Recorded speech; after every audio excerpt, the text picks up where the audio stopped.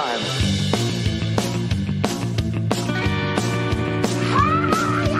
Who are these socials? Taking down the other podcasts one by one. Who are these socials? That clip is why people make fun of you. With Carl This is all just for the radio. and Blind Mike. We have a lot of business to take care of. Who are these We are socials? the number one podcast on the internet today. WATS.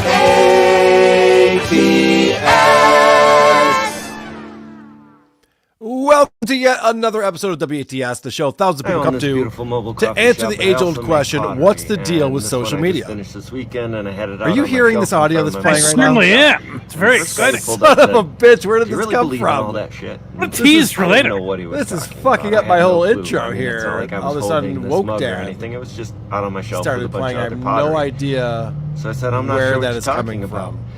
And then he pointed to this mug and he said, do you really This is believe going to in be all that a shit? Can we real just issue. talk about the video now? What do you Hey mean, guys, the Daniel's lying about LGBTQI community? And I said, yeah, Holy that. shit. And I said, well, I don't really know if it matters what I This believe. is not the best but start honestly, I believe that all possible. people should be. There we go. Welcome to yet another episode of WATS, the show thousands of people come to answer the age-old question, what's the deal with social media? This is the only show about social media that you listen to. I'm your host, Carl Hamburger. With me, as always, is Mike Geary, a.k.a. Blind Mike. What's up, Mike? It's also the only show that can't pause their own videos. I've never seen that happen. I didn't know where the tab was. I have a lot of tabs open in a lot of different browsers on Very here. scary. You know, there are rumors going around that Mike Geary is a favorite to be the next pope, and that I won't read your super chats. The latter is simply not true. I will read every super chat, but as you guys know, I don't read so good. So feel free to take advantage of the super tip system. Supertip.gg/WATP is where you want to go. And I haven't looked at this in a little bit. This is the roster of AI voices that you can choose from when you go to supertip.gg/WATP. They can talk to each other. They can talk to us. Look at this. We got Adam Bush, Anthony Cumia, Balin Dupree, the Beggy Monster, Blind Mike, Card Electric, Chad Zumach, Chili DeCastro, Coach Scott, Dick Masterson, Dr. Steve, Eric Nagel, Gino Visconti, Howard Stern, Jerry Banfield, Joe Matarese, Joey C., John Sarasani, me, Kate Meany, Kevin Brennan, Lisa Boswell, Lucy Tightbox, Obnoxious John, Opie, Patrick Michael, producer Chris, Rob Sauls, Slow Wife, Solar, Steel Toe, Stuttering John, Tom Myers, Tukey, Trucker Andy, Vinny Paulino, and Woke Dad. What a cavalcade of stars. I know. Could you imagine if you were like at an event, like a ChillerCon event, and these I are the can't. people signing autographs? I wouldn't know where to go first. Like, holy shit. Who do I want to talk to? This is amazing. Oh, I know. I would definitely either go to Lisa Boswell or Lucy Tightbox, actually, now I think about it. The two hottest babes. Right, yeah. So that's because I'm, I'm just a poon hound, as you know. Now, Mike, the way that we start our show is unique Certainly is. because we have audio playing for some reason out of nowhere. That's unique. That's unique. The way we start our show is unique because we don't just have a conversation with each other, a thing that I refer to as banter. We also have stingers that introduce the banter, and there's a brand new one from Dame Taft that just came in. Banter is all that I hear, all that I know, all that I care about. Banter for life, banter till death, banter with Carl and his co-host Mike. Yeah. I hope that didn't oversell it. And his co-host. Well, co-hosts. All right. You didn't like that one, Mike? I don't care well, for it, no. That's going to be in regular rotation now. Thank you. I'm glad we had this And the other guy. conversation. I like this. The Carl Show with Mike. Yes. I'm half the banter. Well, It's just sometimes. an insane man. Yeah, that would be weird if I did a solo show and started with banter. Yeah, Chris D'Elia does it every week. It's madness. Yeah, it's not great. It seems like he's mentally ill. Yeah. Mike, we have a live show coming up. Tickets go on sale tomorrow, Friday at 10 a.m. Tickets are on sale for the June 21st show at the City Winery. WATPlive.com is where you want to go, or whoarethese.com. There's a link on the homepage there. And we're going to be doing a live show in Boston. This is exciting. That's where I live. I know. And Mike's going to be there. Oh, my God. Mike is going to be there. The whole WATP clan is going to be there. Of course, Dick Masterson. We're teaming up with the Dick Show. for this live show. So I'm very excited about it. I am looking forward to hanging with you, hanging out with everyone who wants to come and visit us in Boston. We'll definitely do some type of hangout thing the night before, probably is what we usually do. But also there are meet and greet tickets you can purchase if you want to hang out before the show with us. And it's going to be a blast. I've not been to the City Winery in Boston, but I've been to City Wineries in Manhattan and Nashville, and they're very nice establishments. Too nice. All right. We'll see what we can do for you here. We'll spruce up the place. It's going to be good. The other thing I wanted to talk about is this Kevin Brennan and Chad Zumach breakup. I'm sure you're following that news. I've seen only through your show. That's the only place I've consumed it, really. But I am aware of it. So I was checking out MLC today. I'm like, well, now that Chad is going out there and saying MLC sucks and no one likes it anymore, like how is Bold Kevin? statement. I don't know. Where does Chad get off saying such crazy? Yeah, I know. So I checked it out. I was like, I wonder what Kevin's doing to push back a little bit. And he had Keanu Thompson and Barry Ribs. Oh, good. Yep. But then Gino was screaming in the background at Keanu's. Perfect. That's what I say. The solve for any podcasting wounds is Gino Bisconti. Make sure he's in there. The only Gino I want to hear is from supertip.gg/WATP on this show. That, by the way, I'm sure Kevin has had all kinds of nasty things to say about Gino. It shows you he doesn't give a fuck about anything he's saying. He doesn't believe anything he's saying. Correct. Just if you're available, he'll have you on to insult people he doesn't like. He went after Gino for a year straight on every episode about how shitty. Remember they got into a fight at Compound?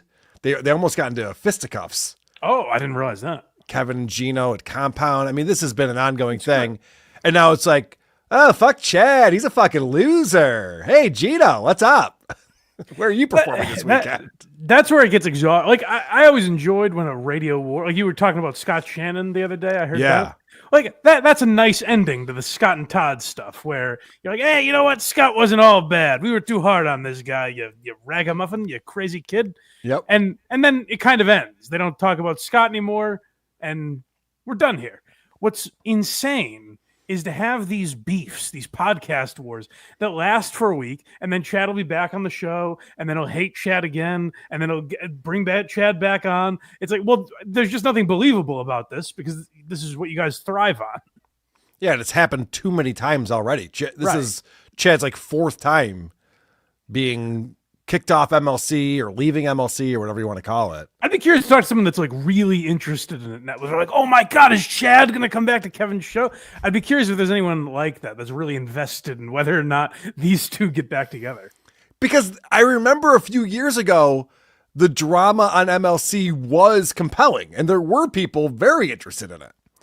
And you saw that when Kevin had a beef with someone, all of a sudden there's all these $100 super chats coming in and all these people talking about it. And now I was watching it for a little bit today.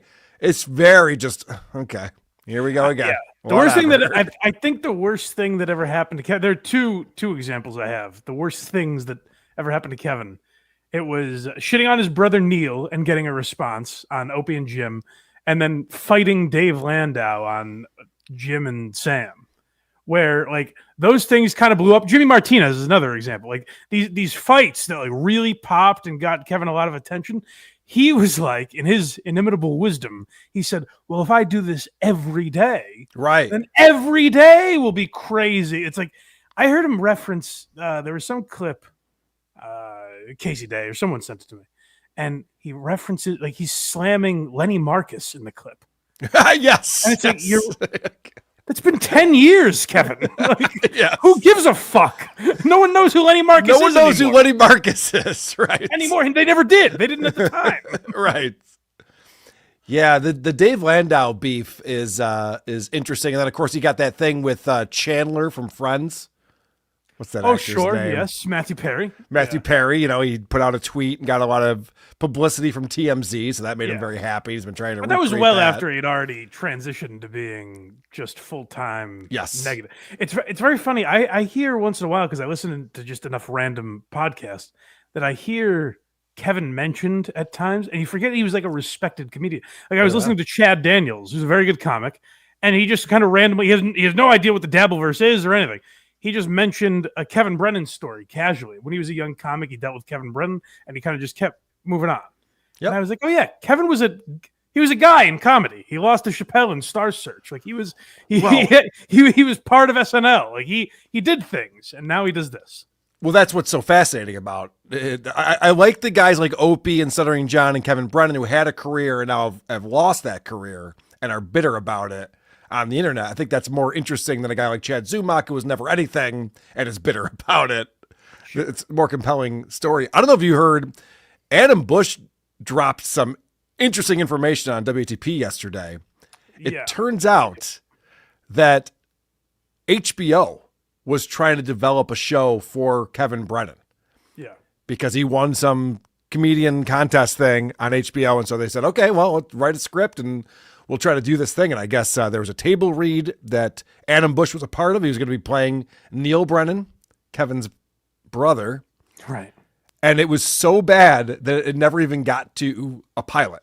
The executives heard the table read. They went, yeah, this is terrible. I'll even defend Kevin there. Like if he's angry about that, it's like, Kevin, I could never write anything that would get me in a room with HBO. Have some, like, sure. Of course. That's something. You did something once. Keep trying to do something. No, he's done. He's done with that. He's all done trying to do something. If I call Ray DeVito an asshole, people will think that's high drama. Yeah. All right, we're way too in the weeds on the Dabbleverse. Let me transition to one more thing that I want to talk to you about. Of course, I got this clip sent to me from a lot of different people, and I want to hear your take on it. So Dave Portnoy, he hates Blind Mike. I'm kind of a Blind Mike guy, but why Blind Mike is being blamed for this? I heard today. Well, Blind Mike has not had Justin's back during the whole process. Did not reach out to him after the breakup on Friday. Dave's not surprised at this. Did not reach out to. No, Blind Mike's a fucking jerk. Right. I think we all agree with that. So we didn't reach out to him at all over the weekend. Mutt reached out. Everyone reached out. All the Minna fans and Mike, nothing. Mike was worried about, whoever the fuck was doing. My favorite thing is Kirk is making this up, knowing it's going to rile Portnoy up. So he's just anything Dave says. Kirk goes, Dave, you don't even know the half of it. he just amps him up, knowing Portnoy. Like these used to really like bug me when Portnoy would go off on me like that. Now it's gotten so cartoonish. Like if there was an explosion in Boston and you told him like, hey, I think Blind Mike might be at fault for this, he'd be like, that seems like him. That's something he would do. That's something he would do for sure. Oh, marathon bombings. Yep. He's into that. That's his thing. Reach out. All the Minna fans and Mike, nothing. Mike was worried about, whoever the fuck was doing the set at the comedy club in, Saugus. So, it's what it is, Blind Mike, man, again, he is kind of blind, but he'd run you over to get to where he has to go. No. We all agree with that. We all agree. We all agree with that, of course. Mike's a scumbag. He's a garbage person. Of course, we all agree with that. It's gotten to the level of cartoonish that I can't even get mad. I don't know what he's mad at me for at this point. Like, I don't know why he hates me so much, but now it's like gotten funny to me. It used to bother me. Dave Portnoy is obviously a very famous person right here. I just love the fact that anytime I walk into a liquor store, I see a giant display of High Noons with a giant Dave Portnoy. And now I know he hates my co-host. You want to talk about things that used to bother me? Anytime I went to drown my sorrows, there he is staring at me. Right. Yes. It's not great. So, defend yourself here. Are you saying that Kirk's making up tales? I have no defense. I stabbed Justin in the back. I behaved like a bad friend. Justin was going through a rough day, and I was going to say at the beginning of the show, we got distracted with a video playing, but I was going to say social media isn't for everyone, and Justin has to deal with someone that maybe shouldn't be on social media right now. So my prayers go out to Justin. I hope he's doing all right, because he's dealing with an insane day. That obviously came up. But you couldn't reach out to him though, and don't you start with me now? you know, Dave, I'll take it from Minahan and Portnoy. All right, I'm just saying he can be a friend. Everyone else wants to be a friend and help the guy out. All right, well, sorry, Justin. Yay, super chats. Let's head over to supertip.gg/WATP. Venom Tony says, "Hey guys, Mike, do you like Wendy's?" Oh. And the next one is, do you like Wendy's? Wendy's nuts drag on your face? I caught where it was going eventually. I saw that you noticed. So I was like, I'll just play it. LOL, sorry, bad joke. Love the show. Keep it up, guys. Thank you very much. Venom Tony 15. I almost answered. Like, I mean, it's all right. I hear the patties are never frozen. It's fresh patty. Adam Davies with £2 says, would you rather Shauna Ray or Julia Fox? Go ahead, Mike. Oh, Julia Fox. Come on. I could go to prison. No, you can't go to prison for fucking Shauna Ray. That would be a misunderstanding. Everyone will think you should be in prison. Something but would go awry, yeah. You wouldn't actually go to prison. Rocco Orby 2002 says, you can't have a scripted show when one of the hosts can't read the script. Another win for the club foot. That's right. That's proof. Oh no, I'm glad that came up because I did want to say it's very nice that Carl kind of with me gives me the leniency. He always refers to Curb Your Enthusiasm. He says, I'll give you kind of a basic outline, just memorize it and get as close as you can to the script. So he's been sort of light with me. When people say stick to the script, he's a little, velvet fist he rules with. Yeah, I just let him know what the overall plot is and how we need to get there. Right. So I'm like, so woke dad, we're gonna say is a narcissist. And you're like, oh yeah, eventually, sure, we'll get there. Okay. I guess there is kind of a script now that I think about it. Ben C with $2. It's been a long day. Don't skimp on the pre-banter. Oh shit, we had 0 pre-banter today. Sorry, Ben. Slid right into it. GSDLMJ says, bringing my skirt to road rage. She is most excited about meeting Mike. My skirt is as well. Easy. We have that. Settle down. Comment. Oh my gosh, my wife loves you, Mike. Oh my god, she listens to every episode. And she can't wait. What's up, Jenny? So yes, that will be the Dick Road Rage episode that we're doing. There'll also be WATP, and Mike will be involved. Probably get some woke dad stuff going, I would imagine, in Boston, June 21st. WATPlive.com. That's where you want to go for tickets. It will sell out. And we do need people representing because a lot of dickheads are going to be there. And so we're going to need the gearheads and the WATS jerks. Yeah. Where are your big foam gears, gang? Make sure you get them out. Represent. Steve Morton, $10. Thank you. Is the script that Carl has everyone adhere to going to be on Patreon along with John's audiobook? That's a funny idea. I should release the transcript and act like it was the script to begin with. That's not bad. It's not a bad idea. All right, I want to start off on Instagram today. Let's head over there if I can find the jingle. There it is.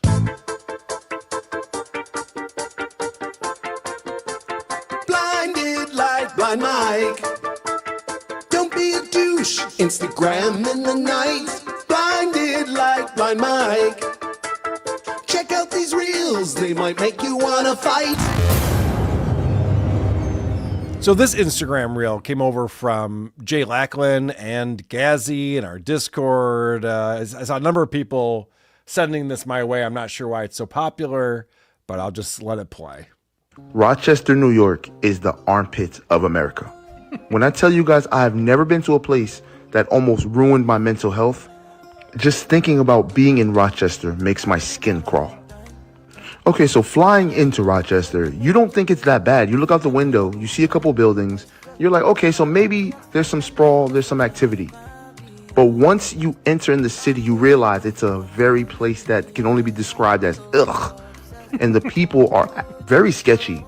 And I thought everyone there was gonna rob me. I didn't trust any person from Rochester.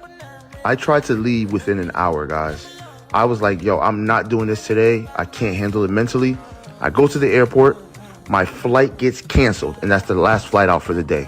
So now I'm stressing, I'm panicking, I'm thinking about what am I gonna do? I'm about to have to sleep in Rochester, what the heck? Luckily, I was able to get a sketchy bus to New York City. Being honest, this was my worst experience in any city, and I just can't explain why. It was just... Okay, that's where it ends. And he didn't even get to the pedophiles. He wasn't there long enough, right? Yeah, the comments on this are hilarious because you have a bunch of people in there like, I'm a Rochester native, and you're spot on. This is exactly correct. And then you have other people defending, oh, how could you know about Rochester? We have so much this and so much that. It's like, I love city pride. Like, yeah. How dare you? It was very nice out today. I know this is the Opie weather report portion of the show. I went for a long bike ride through the city today and passed over a number of homeless people on my way going through Rochester. So I could see why you would come Morning, here and Carl. I can see why you'd come here and be like, this place isn't great. How you doing, Mr. Hamburger? Chucking newspapers. Hey, there you go. Now, he said, what does Stuttering John call Rochester? Is it the armpit of New York? He calls it the armpit of New York. Yeah, which is what this guy expanded said. it to America. Well, yeah, right. I just want to say to him, have you been to Syracuse? Because, come on, man. Yeah, that's fair. You know, we're a little ways down from the armpit. It stinks still, but I'll say this. I listen to a lot of comedy podcasts, and on many, I have heard people compliment the comedy at the Carlson, the Rochester Comedy Club, and across the board, they say Syracuse. Like, once people can stop going to Syracuse, when they get to that point in their career, they stop. They never, it's unanimously shit upon. That's funny. Yeah. Yeah, I know the comedy club in Syracuse is in the mall. They hate it. But yeah, I've heard that too. They do a really good job, comedy at the Carlson, of treating the comedians well, and they get pretty big names. In fact, Joe List is going to be here in a couple of weeks. Ooh. And Vinny Paulino this weekend. Get your tickets. Yes. CarlsonComedy.com. Get your tickets for Vinny Paulino this Saturday night. I'll be there. All right. Remember, speaking of comedy, Wyatt Carum, Brian Carum's son. Yes. Now, but Rochester can't get him. No. We're not booking Wyatt Carum, although I would go to that show for sure. Wyatt is doing so. Brian Carum is a political pundit that's best known in our world for being a co-host on Stuttering John's political show. Mm-hmm. And he fancies himself kind of an entertainer. That's why he likes John, because John's from the Howard Stern show. And Brian's like, I'm kind of fun and funny too, you know? Yeah. Does a great Rodney impression. Yes, correct. And the apple does not fall far from the tree. And I'm happy to say that Wyatt is trying to better himself and better his life, as we're going to find out in this first clip. So I'm 29, and I actually recently went back to college. Thank you. Yeah, I mean, education's good, right? We definitely need more of it in this country. It's the full clip. It's the full clip he posted. I forget. I'm always stunned by the ending. He got to laugh, and he's just like, "Yep, that is go." He's got a big sign, link in the bio. Like he's excited. He nailed that one. That was good. I'm easy to startle, but it always creeps up on me. Well, you're going to love this because now he has a story about what happened in class. So he's getting new material by going back to school, which is great. Good. On my first day of class, my teacher gave us a full lecture on poop. He was explaining to us, thank you. He was explaining to us the difference between a first-hand source and a second-hand source. And he was like, well, a first-hand source would be if you were the guy taking the poop and then you told someone about it. And then a second-hand source would be if you were watching that person pooping and then you told someone about it. I'm like, bro, man, I came here to better my life, not categorize turds like some sort of fecal librarian. Like, come on. You know, or be a contestant on, like, Who Wants to Be a Shit Expert. Like, come on, no. Ooh, biting commentary. Pretty good stuff, huh? A fecal librarian. He wrote that down. He's just like, yep, this is pretty good, but I can tag it. I can do better. There's a lot we could break down from that, but I want to focus on the fact that Who Wants to Be a Millionaire is such a topical reference. Of course. I'm glad he went with that game show. Yep. Who Wants to Be a Shit Expert? The first laugh was really jarring because it gets a singular laugh. And then people react to that. And then I'm like, oh, there are other people in the room. Shit, I thought it was just the one guy. Yeah, that's hilarious. Oh, and the text on the screen says a true story that shouldn't be real. Okay. Pretty good stuff. All right, Oh, let's get off the story? Yeah, that was the poop story. What? Isn't that crazy? It's a real story. It really happened to him. Oh, man, Wyatt. I thought we were getting ready to hear. I'm like, all right, I'm ready to hear it, Carl. No, that was it. Sorry. That was it. Oh, God. You're going to like this one because we're getting off of education. We're going to talk about the family now. And I like when comics will be vulnerable enough to tell you about their family. Oh. And, maybe things aren't perfect. Everyone has family members that aren't perfect. Of course. He gets real. Sure. Yeah, let's get real with this. Wyatt. I have family that's from Missouri, and then I have family that's from Missouri, you know? And so naturally, my uncle's a meth addict. That's it. That might work in Missouri. Maybe. Maybe if you're in St. Louis. If you open with oh, what a dump Missouri is. Why would people in California be like, yeah, fuck Missouri, Wyatt, get him? I bet your uncle's a meth head. Oh, we said it. Oh, I was right. Oh, cool. Yeah. Well, that was a really creative reference to say that someone in a shitty area is on meth. Could you imagine? Dude, I have family in Missouri, and then I have family who's in Missouri. Missouri. Oh, those must be really Watch black. Out. All right, one more. Because he's dating a girl who's Mexican. I've seen photos of her on the Instagram. Very cute girl. And so he's got a story about that. Nice. So I just recently got back from Mexico, visiting my girlfriend's family for the first time. Dad, you want to know what her advice was to me? Don't be so white. Why do you keep Mike, pausing it? I don't see you laughing over there. That was the clip, buddy. It ends in such a strange spot where I'm like, I actually want to hear the silence for a moment. Well, it's weird. It's weird because you know it got zero reaction. You know it bombed. So that's why he's cutting it where he's cutting it, or the software is, or something's cutting it where it's cutting it. But my advice to Wyatt would be, there's no way it bombs as bad as I'm assuming it must. You know what I mean? Like maybe someone clicks their fork on their plate or you hear ice shaking or something. Right. Like there's got to be some noise that's better than what I'm assuming it is. Nope. It's like a Joe Gatto stand-up special. Yes. There's just no response at all to that. Wyatt. It's amazing to be like, to try it once is actually brave. Like that's ballsy to get up on stage and all you have is a joke about poop where you're like, oh, what am I on? Who wants to be a poop expert? But once you say that, you have to go, I am a hack. I need to either really get to work or never come back to this. Like doing it once is ballsy. Continuing to do it and put out this is just Mike, idiotic. The most important thing to point out, and I think we talk about this a lot, is that not only does he go to a open mic and perform the stand-up, my girlfriend told me, don't be so white. Yeah. But then he takes that, someone's filming it, he's set up his phone in the back of the room. I've seen Joe Matarese do this, where he's setting up his phone in the back of the room. He's got to make sure he can get his clips and his crowd work.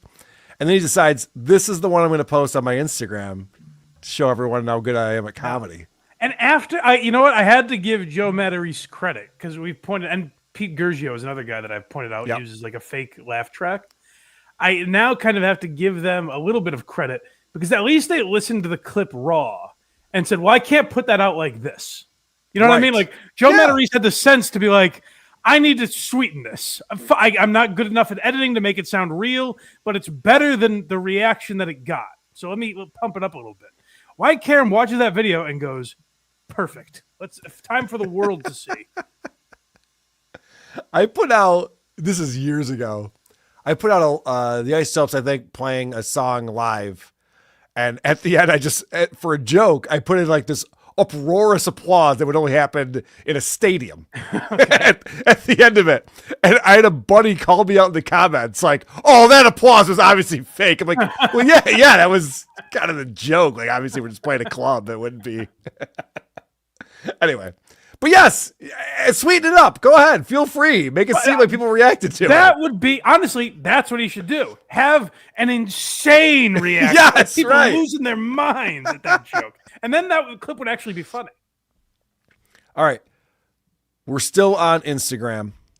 And your boy, Alec Baldwin. Yeah. Put this out. Now, he posted this, but it's actually from his wife's account, but he wanted to support and get his, he's got a bigger following, obviously, on social media. He wanted to get his followers excited about this venture. Yeah, and I should say, for those of you that weren't watching with us on Patreon, the finale of the Baldwins, the TLC show, was in a way dedicated to exactly what we're about to hear. It kind of became like an infomercial for this product we're about to hear about. Hey guys, it's Hilaria Baldwin, and I wrote a book, and it's called Manual Not Included, and it's coming out on May 6th. In my book, I open up about some of my hardest moments, my most disastrous mistakes, and some of my happiest highs. Boring.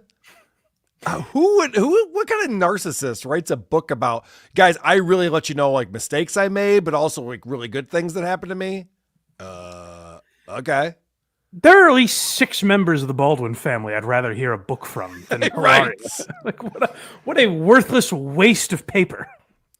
What a narcissist this woman is. And the way that she's doing this video, she's laying on the floor with her foot, for some reason, right in the shot. It's a very uncomfortable sitting position that she's in, showing off this book. It feels almost like, and I've heard you go through these cycles before, where when you watch someone enough, you're like, this has to be a bit. Like she must know we all think this about her, so now she's leaning into it.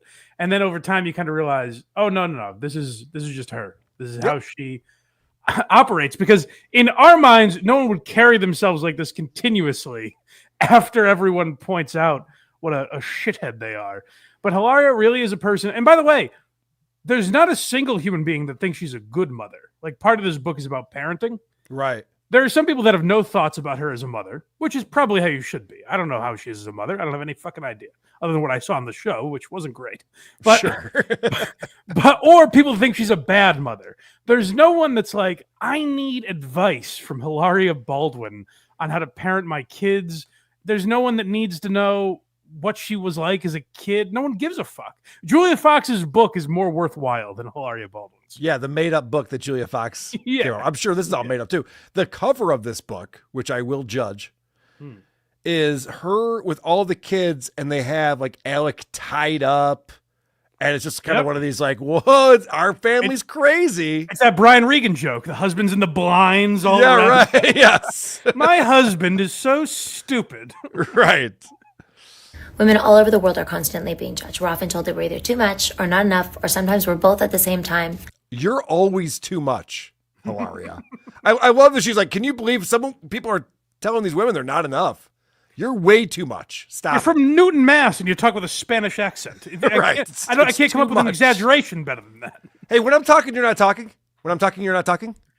Mike, when I'm talking, you're not talking. They posted 5 parody videos of that to be like, we're in on the joke, guys. Yeah, no, we see what your life is, Alec. It's not great. The shoulds and the shouldn'ts and all of the judgments can feel so overwhelming. This is why I wrote this book, and I dedicate it to anyone who wants to tell their own story. This is crazy. This is where you disconnect with reality.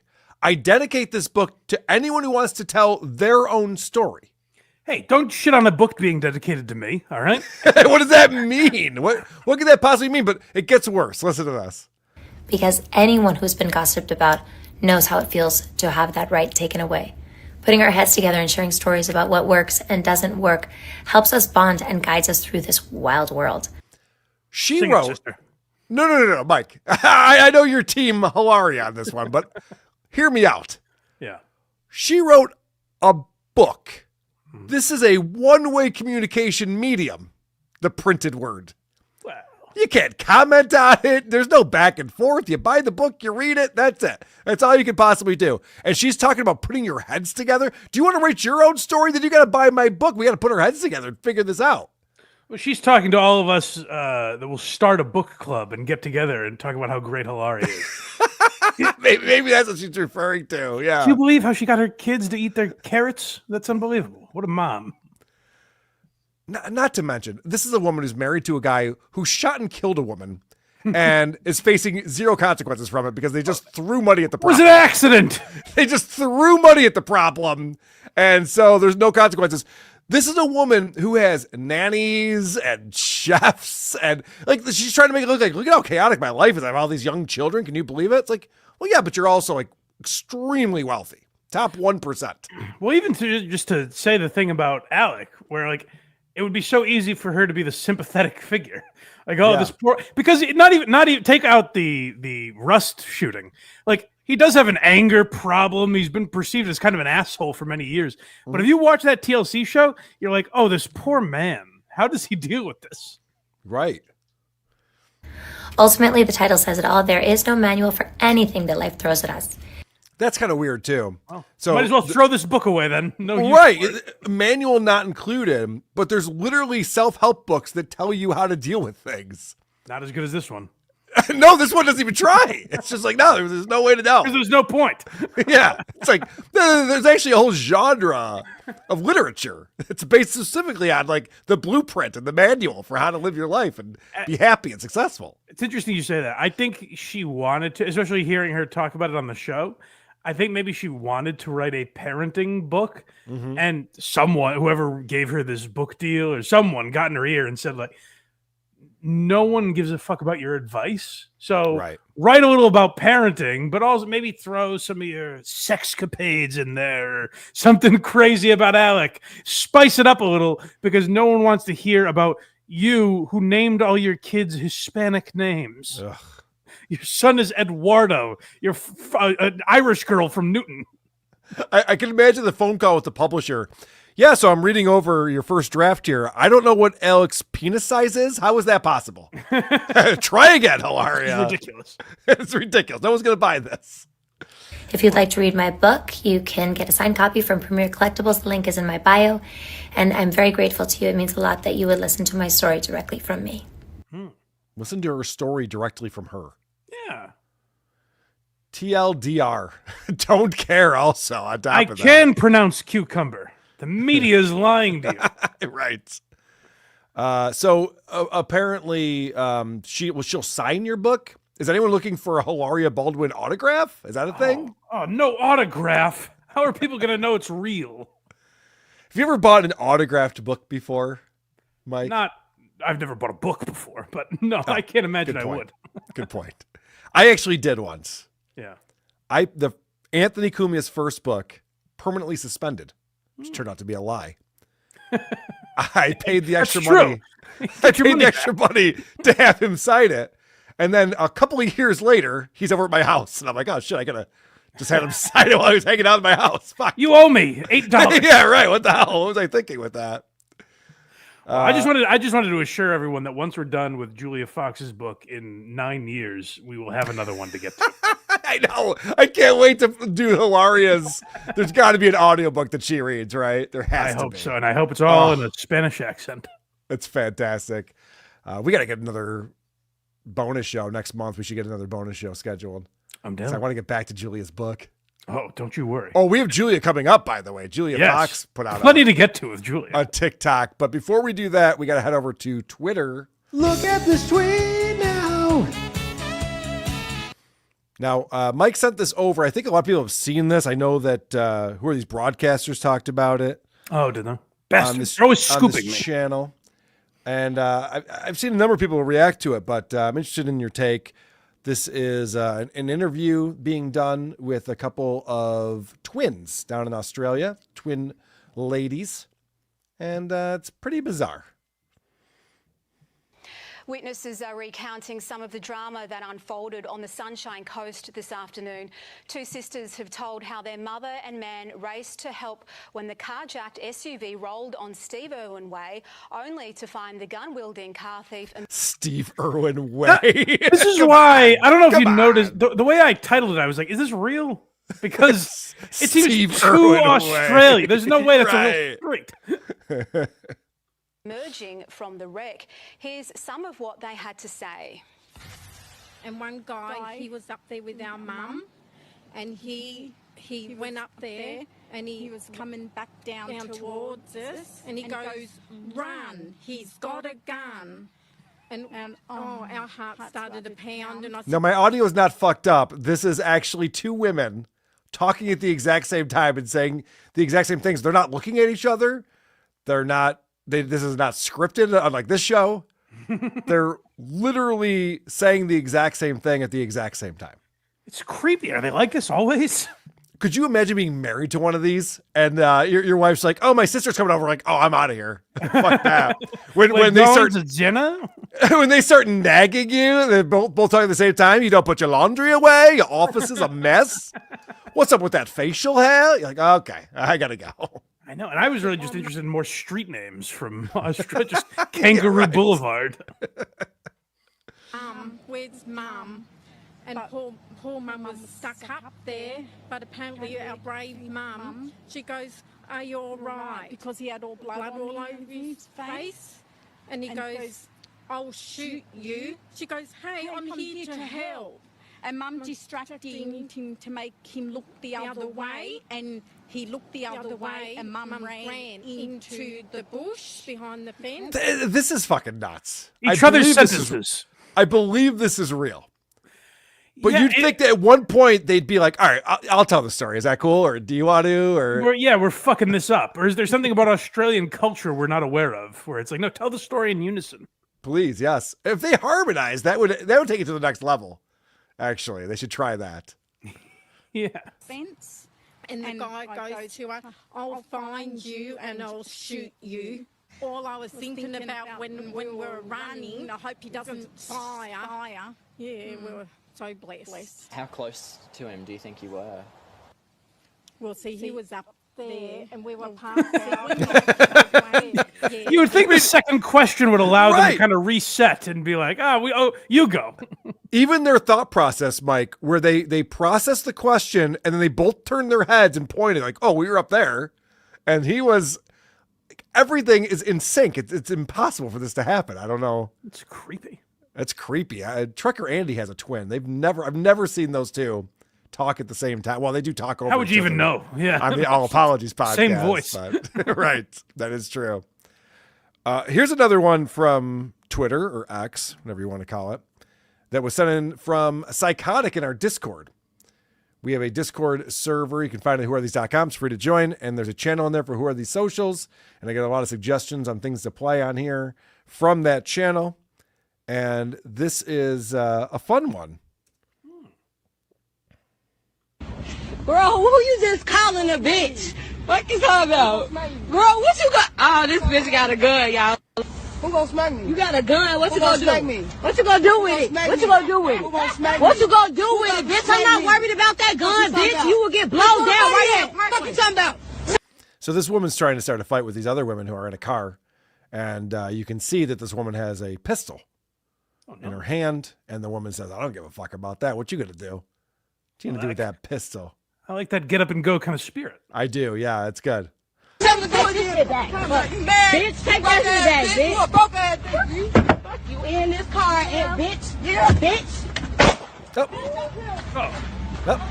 Oh, that's what she was going to do. Fuck around and find out. Oh, no. Dude, she just shot me. She just shot you? He called 911. She just shot me. Bitch, she lied. Just shot me. Yes! This bitch don't even know. She's gonna go to jail.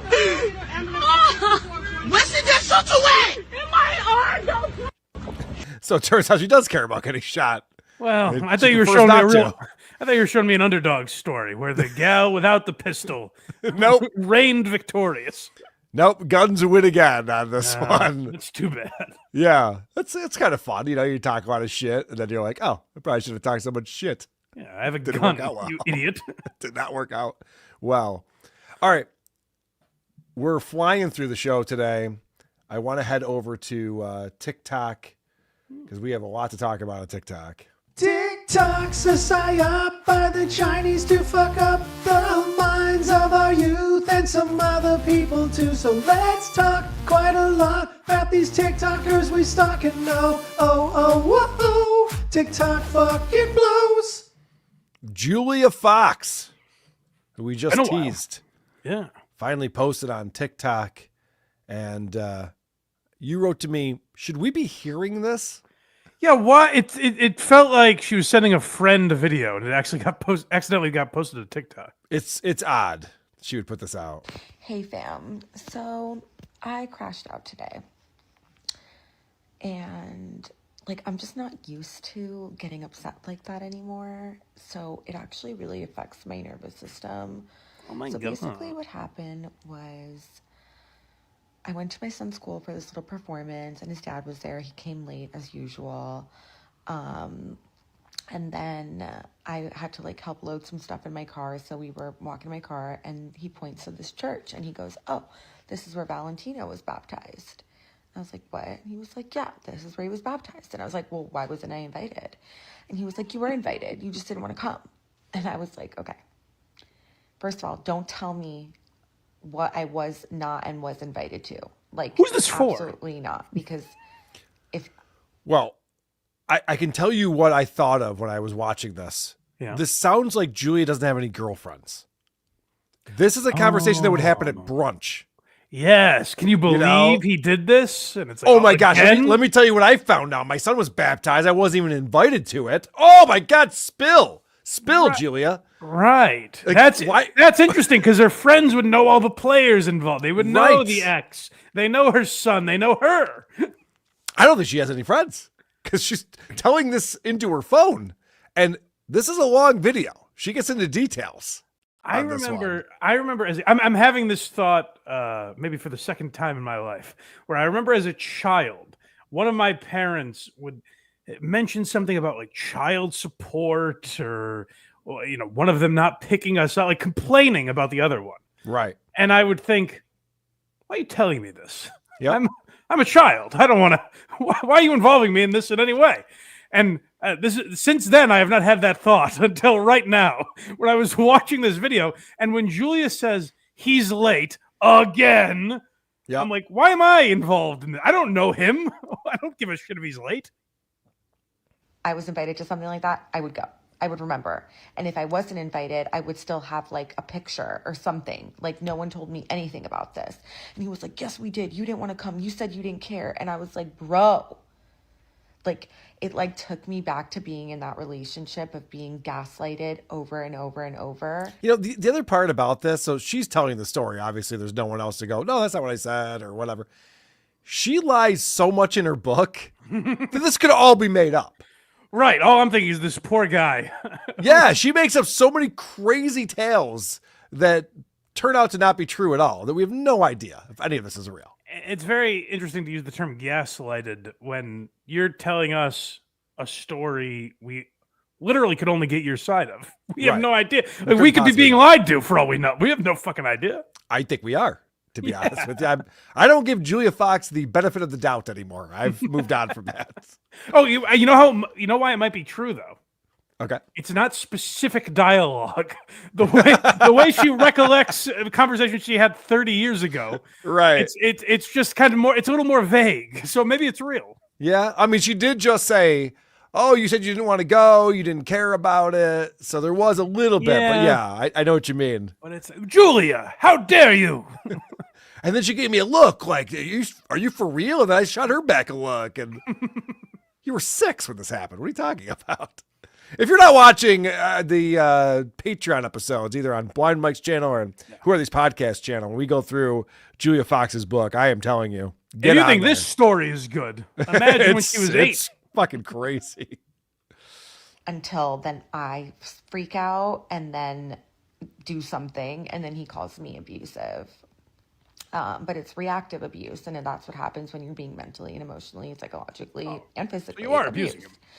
Anyway, so he was like, "Yeah, you were invited. You were invited." And I was like, "Okay, word." So I call his mom, and I went off on her, and I was like, "Why the hell was I?" Your son. What's with calling moms? So I call his mom, and I go off on her about her son. What? I said they're playing videos of my mom, and they got lube.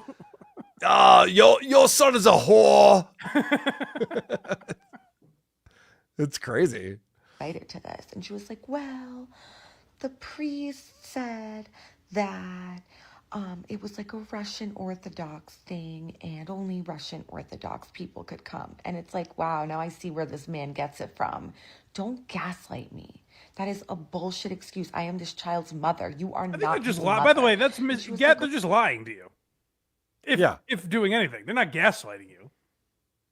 The gaslighting Well, yeah, is, you're right. is more specific. Well, right, because when she said earlier the gaslighting was that we told you about it and you said you didn't want to go. That's gaslighting. That's gaslighting. Yeah. But then to say like, yeah, I talked to the priest, he said don't bother with you. No, it's just a lie. It's a regular lie. It might be true, might be a lie. We don't know, but it's not gaslighting, right?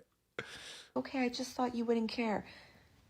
I've been raising this child alone for 4 years, doing everything for him, taking him all around the world with me on any job I do. How to get And you think baptized I without don't you know? care? And I was like, listen, lady, Right.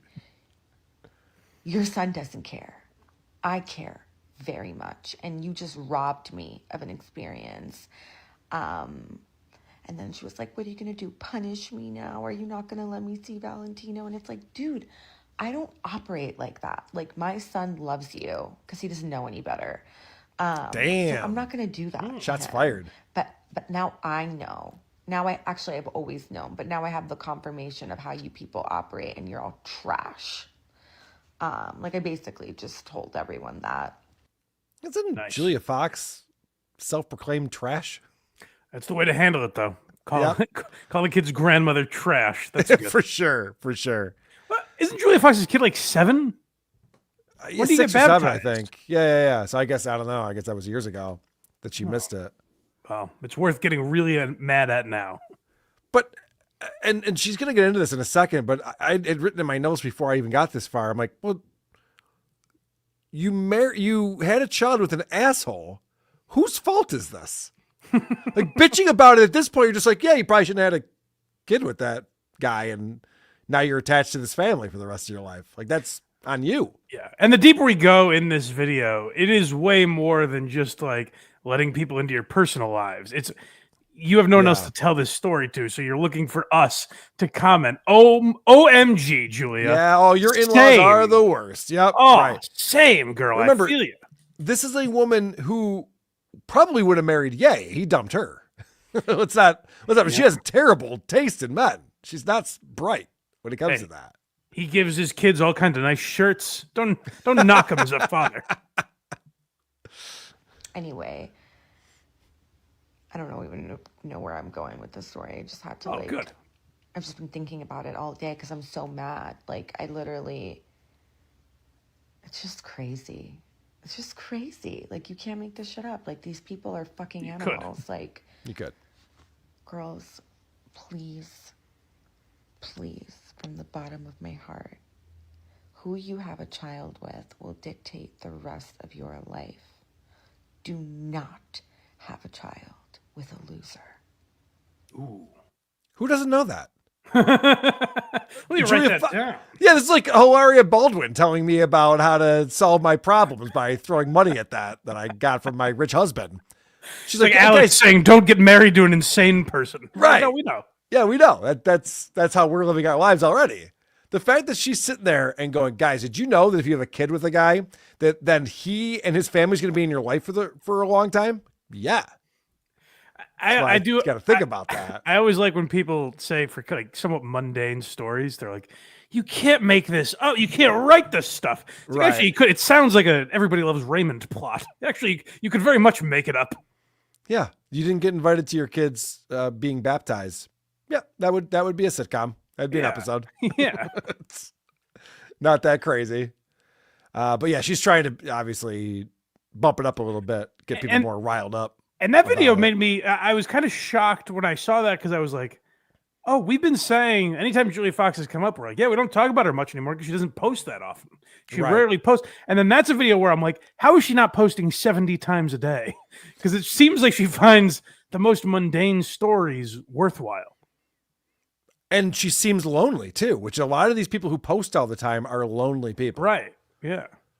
She's an enigma. Yay, super chats.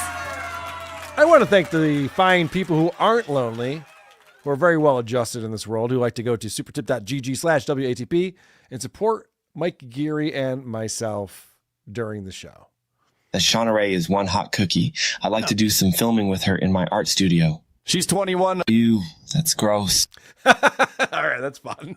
Okay, well. She's actually 25, but yes. Right, that's what he thought, and then he was like, oh, 21's too young, I'm sure. Barrister 1401, $10. Such a great mother to publicly bash her kid's father. This kid has no chance to be emotionally healthy with this count as a mother. I see what you did there. That's what I mean. Like parents all are out. shitty when they do that just in front of their kids. Never mind Right. in front of however many 100,000 followers she has or millions. Correct. I mean, no, I don't think a lot of people are watching Julia Fox's TikTok. No, but they're there. She has the followers. Actually, no, I shouldn't say that. It doesn't tell you how many views, but there's 294,000 likes on this video. There you go. And 4,600 comments. So yeah, no, you're right. Men be This is dickheads, I I guess. can't believe Julia Fox has a following on social media. Why? Yeah. Well, you remember when we talked about her book, the comments about her book, where they're like, Yeah. I had the same childhood, Julia. It's like, Right. are we reading the same book? What do you mean? No one had this child. I forget there's a lot of people who are the opposite of me out there in the world. Speaking of the opposite of me, Dat Phan has a big announcement. Very exciting. Certainly is. As you know, Dat Phan and Friends, the comedy tour that's sweeping the nation. We're able to basically rebuild the Dat Phan and Friends studios over in the East Coast. We're basically near the Lambertville area. Can I jump New in Jersey, here? And then Please. This asshole infuriates me. Do you remember the last time we talked about Dat Phan? Where he's like, he goes outside and films a video, and he's like, guys, LA is burning down behind me. My house is fine, but the others, don't you feel bad for all of us collectively? I mean, again, my house is totally in fine condition.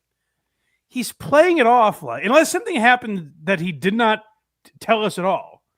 Like there was a video he had a couple weeks ago where he's like, we left LA by ground on Friday, but he doesn't say anything about his house. He says his house is fine. But now he's trying to tug at your heartstrings and be like, we rebuilt the Dat Phan and Friends studio. It didn't burn. we're able It's to in fine basically condition. Well, that's what I was trying to figure out too, because I don't know what the Dat Phan and Friends studio is. There's a living curtain. Yeah, there's a curtain and a sign that they had made that's up behind them. Yeah. But he's saying that they're moving to the East Coast to New Jersey. Is this a comedy club? Is it a podcasting studio? He calls it a studio. Is it a podcasting studio? I was always under the impression Dat Phan and Friends was still, and I think he alludes to it in this video, but I think it's a Zoom conference. Jesus Christ. Is that what he's talking about? Like, why? Then who cares where it is? Right. No, I think he means like, I'm going to be in a different room. You guys will all be in the same room, and I'm in a different room now. Are you? Holy shit. Okay. I didn't even pick up on that. Let's hear this. rebuild the Dat Phan and Friends studios over in the East Coast. We're basically near the Lambertville area in New Jersey, and then in a few weeks we're going to be over at another section of New Jersey / New York, right at the edge over there. So anyways, we have a few shows coming up. I think it's pretty much full at this point. We're going to run. What's full? What is he talking about? What the room is full? The shows are full of I comics? think he means the lineup is full. Jesus Christ. Hey, we have enough comics to do the show. So Why that's doesn't he good news. communicate like a normal person? Like he's been in show business for 20 plus years. He doesn't know how to communicate this information to us. I have no idea what he's talking about. The show is full, and there are plenty of seats available. Right. That's what I'm saying. He's pretty much telling us, guys, I have a bunch of cool shit coming up, and you can't be there because it's already sold out. I'm still focused on how worthless it is. It would be like if I said, guys, I have a big announcement. I have to rebuild my entire studio. Yeah. And people in the chat were like, oh, no WATS the next few weeks. And I was like, oh, no, I'm just going to do it in a different room.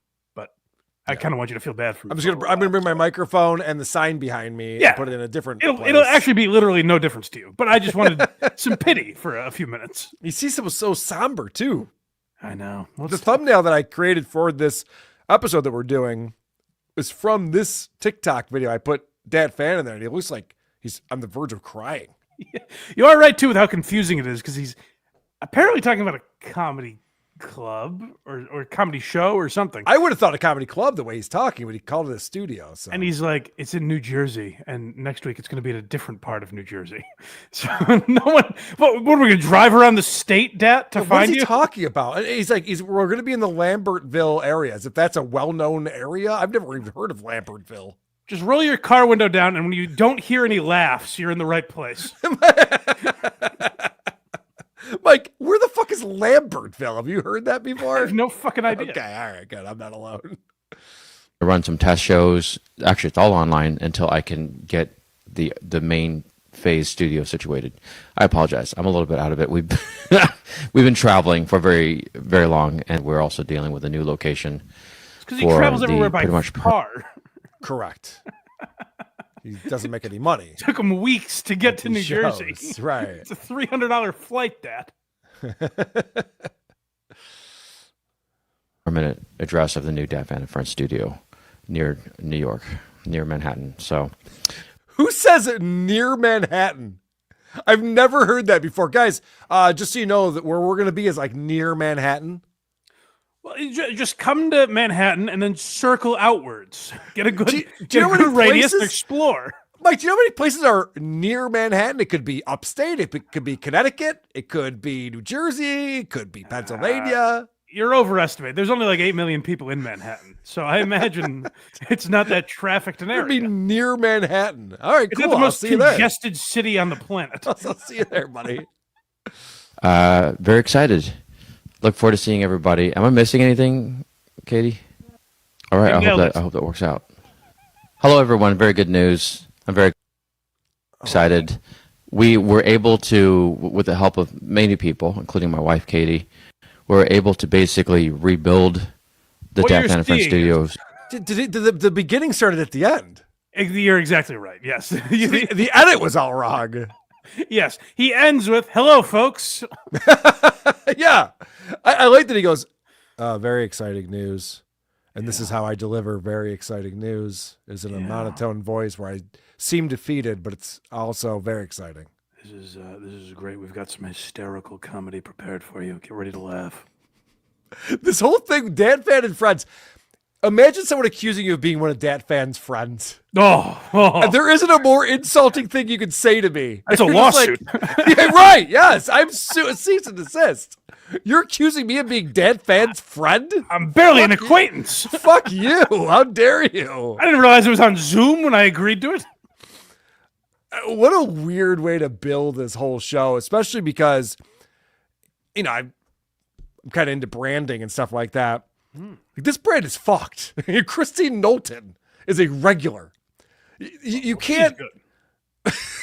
You can't bill something as Dad, Phan and Friends and expect anyone to give a shit. Like, change But it. usually to Stuttering John's credit. Yeah. Stuttering John and Friends was like, oh, the guy from the Howard Stern show. There's probably going to be other people from the Howard Stern show. Cool. Right. I'll go. Yeah. Dad, Phan and Friends. Ralphie May is dead and never talked to this guy. Well, who else is Dad, Phan associated with? Like, right. He was a he has no contestant on a game show that you have to win by yourself. You don't team up with people. You got to go out there and do it. So why would Dat Phan have funny friends? No, the only people I want to see, the only friends I want to see Dat Phan with are Patrice O'Neill and Rich Voss. And one of them is no longer with us. Yeah, probably not going to happen. All right, here's another one from our boy Dat. He's always putting out great TikToks. This is what you're going to see if you so go to Manhattan and then venture outwards. Yeah, then leave. Right? Yeah, it's near. You're close. And eventually you'll find this. I learned that Connecticut does not face the Atlantic Ocean. It faces an enormous country called Long Island. Have you guys heard of Long Island? Long Island. Long Island is massive. I don't know if you guys know how massive it is. I was in Manhattan. I got on Long Island, beginning with Queens, and then I started going further east. And then what you do is you pass Queens, and then eventually you pass Vietnam, and then Saudi Arabia. And then eventually you reach Maine. Am I right? That's I think you should name more places. Wouldn't it be funnier if he said more places that are not close to each other on a map? Vietnam? That's way further than Queens. No, but then there's Tokyo. Hold on, listen to this. And then Alaska. I want the North Pole. Dat Phan has to be more specific for legal reasons. I wanted to be more specific about these friends because they should all be jailed for what they're doing. Laughing at this man, it's wrong. It should be You're illegal. part of the problem. You're part of the problem. They should be jailed for this.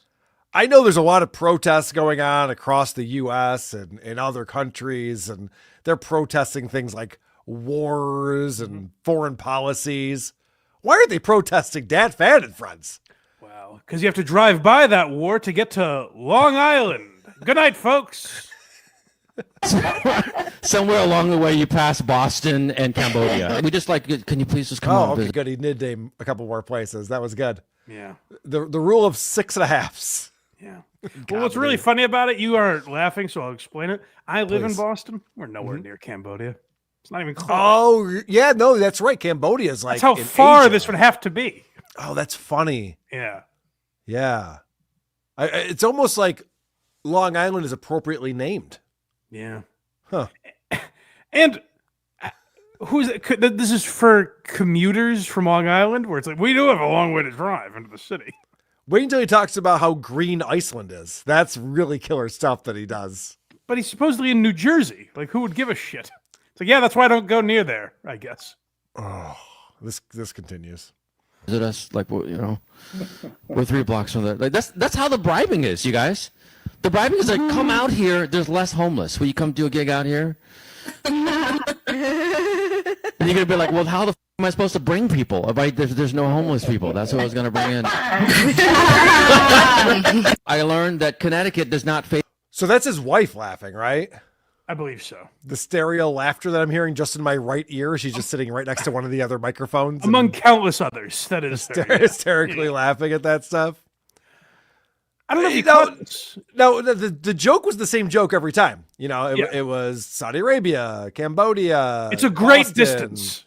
Like, wouldn't you like throw out like Venus? You know, when you like go somewhere that's even more outrageous in order to bring it to the next level. Somewhat believable. Come on, that's a different planet. I don't think you understand. Oh, okay. This I'm nuanced sorry. bit. You know what? I'm an idiot. Good point. But there is something very subtle that he throws out there. Okay. He goes, how are we supposed to bring anybody?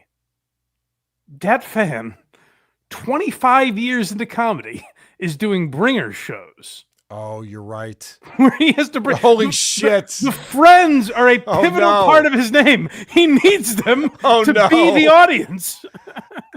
We say this to Ray DeVito and Chad Zumach and a lot of these guys. Like, you got to give up on comedy. It's just, it didn't work out. You tried, you had a peak, a thing happened. That's neat.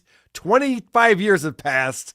Move on. The phrase "never give up" is a horrible thing. Yes, it should be followed by "to an extent." Like never give up until it's clearly time to give up. Then obviously, find something else. Does he have family or anyone to tell him like this isn't working? They're in the audience. They're too busy laughing. Well, he's got that mom. He can't even understand the mom. Oh, so. Don't get me started. Shouldn't have brought that up. All right. We played this guy maybe years ago on this show, and Casey Day reached out to me and said, you really got to check this guy out. Oh, no. This Jonathan Jolly is his name, and he's a British guy with, I think, 5 children, and he's constantly making videos that are very scripted and produced where the kids will be like, we have a problem. The one girl's like, I have to go to cheerleading and I don't have anywhere to do my gymnastics at home. And then he'll stage this crazy thing where he paints her room and puts all this equipment in there. And now she comes home. She's like, oh, now I have a place to do my gymnastics. You know, and it'll just like nonstop shit like that. It's like Darman for social media, kind of. Yeah, it's kind of like that. It's ridiculous. Okay. But he uses his kids and they're in every single video front and center. And we did play this a while ago, I think, because during the pandemic, the little boy, his son, decided that he was trans. Okay. And he decided to go on TikTok and celebrate this and be like, isn't this great that my son is now my daughter? And we're talking like 6 years old. It's fucking like awesome. That's good. It's fucking great, right? Yeah, everyone's going to be very excited about that. Yes, well, he doesn't have a prick anymore. Well, he just did an update on this recently because there was a video where he staged his son saying, can we I learned that Connecticut does not face the Atlantic Ocean. Why did this refresh? What's going on? It just refreshed out of nowhere. Hello, Dad. So he's going, he has his son on there going, do we have to pretend that we're someone that we're not forever? And then they have fast forward to a couple of years later and it's like, now he's a girl. It's like, no, things are going to get better and we can do all this stuff. So there's been an update on that video that I wanted to share with you. Hi. Hi. Hello. Hey. Hi. So tell me, yeah? You're? Yes. Yeah? So do we still have to hide who we are? So they keep flipping back and forth between this person in 2020 when they're a boy and they're like, do we have to hide who we are? And then it goes to 2022, 2023, 2024, 2025 version where the son is now a daughter saying, oh no, silly, this is where we've got it all figured out now. Oh, good. No, silly. We don't have to hide anymore. We haven't hid in a long time. Wait, what were we hiding again? Oh yeah, we did used to hide, didn't we? Not anymore. Really? Our dad? He made sure of that. And he still does. And he's still standing. And we don't need anyone's help anymore. Thanks anyway. Hi. So the dad has to come in at the end of this and be like, yep, and I'm the awesome dad who loves his trans daughter. Let's make it very clear, we're not the heroes. Dad is. Right, yes, it's so scripted. We're not brave for our lifestyle. He's brave for dealing with us. Yes. These people are rich, by the way. I was telling Mike before we started the show, I was watching a bunch of these videos, and they're flying first class. All these little kids are flying first class. They're like watching movies and taking naps and shit on their way to the Bahamas from the UK. Hey, transporting kids to islands has never been bad before. I've never seen it go wrong. What could go wrong? This one's confused about their gender. Great. Bring him on. Let's go. We'll figure Can I it out. ask, and I know some of the people watching this know I'm a big lib now. I've transitioned into a big liberal. So I want to get That's why Dave Portnoy hates you. That's why he hates me, yeah. Right. I want to get everything right. What has happened in the last 5 years or 10 years, however long it's been? Why were they not safe like 3 years ago? And now they are. What happened? Well, I don't know if you know this, but the street gangs are dedicated just taking out trans people. Oh, they used to fight amongst each other, and they used to be about territory and who could sell drugs in different places. But now all of the Bloods and the Crips and MS-13, they've all decided like, hey, you know what, guys? Rather than fighting each other, what if we just punish these trans people? In a way, that's kind of nice. They brought unity. That's what you would think if you listen to like Woke Dad and these people. Yeah. You'd think that there's just like armies of villains out there trying to take these people out. But these kids have the opposite perspective where they're like, no, Dad has made us safe. Like now we live in a safe world thanks to Dad. But like, what did he do?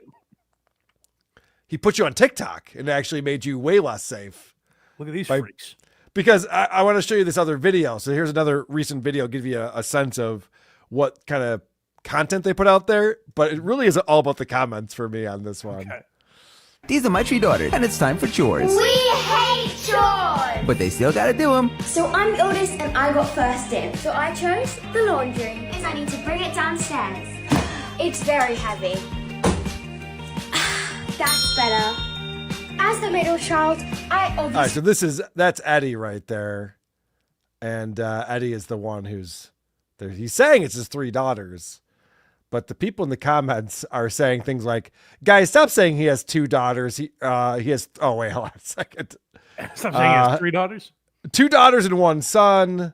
This little star, 2 daughters. And then someone wrote, coughs, 2 daughters. Coughs, 2 daughters. The comments are not it. So there's like these people are fighting in the comments section. 2 daughters and 1 son, actually. And 2 truths and a lie. Here's my thing with that too, is like when I talked about like Jim Norton's wife, I did it right there. I just say whatever she wants to be called just because I think it's easier. Right. But they're just on a podcast having a conversation.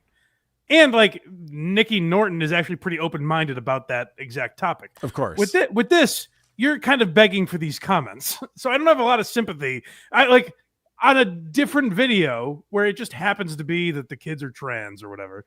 I wouldn't be like, I might be like, guys, Who gives a fuck what we call, if they want to be called she, he, it doesn't affect me. Who gives a shit? But this is like, look at how great I am. So you're actually begging for these comments. Oh yeah. I love this is what he's getting. What someone says, one is an imposter. And then the next one says, why is everyone so rude? All three of your daughters are beautiful. I don't think they got the memo on what's going on here. I don't That one in particular is pretty hot. Yeah, I don't understand why some people can't count. There are 3 daughters, so stop hating. The comments are so mean. Your 3 daughters are so adorable. And then a bunch of 2 daughters, and yeah, I mean these videos. It's like Woke Dad, but actually putting your kids in the videos, which is I think is way worse. You got to give Dan credit for that. We don't give him credit for much, but you at least got to give him credit for that. If the kids exist, at least he doesn't put them in the videos, which is nice. Although I was about to slam Daniel because I was going to say, at least this guy doesn't delete all those comments. Like he leaves them up. Whereas if you look at Daniel's TikTok, you'd think it's everyone just talking about how great he is. Speaking of the comments on Woke Dad.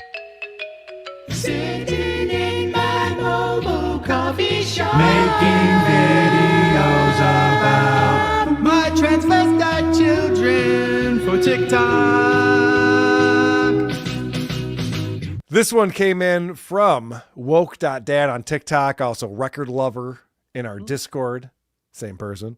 Record Lover in our Discord does a great job of pointing out what Dan Alexander is up to, and he posted this one for us. Here's the thing about people like you. All right, so this is from woke.dad, but it's a recreation of one of the Daniel Alexander's videos. That's a great opening line from such a progressive guy. Yes. Here's the thing about people like you. Yeah.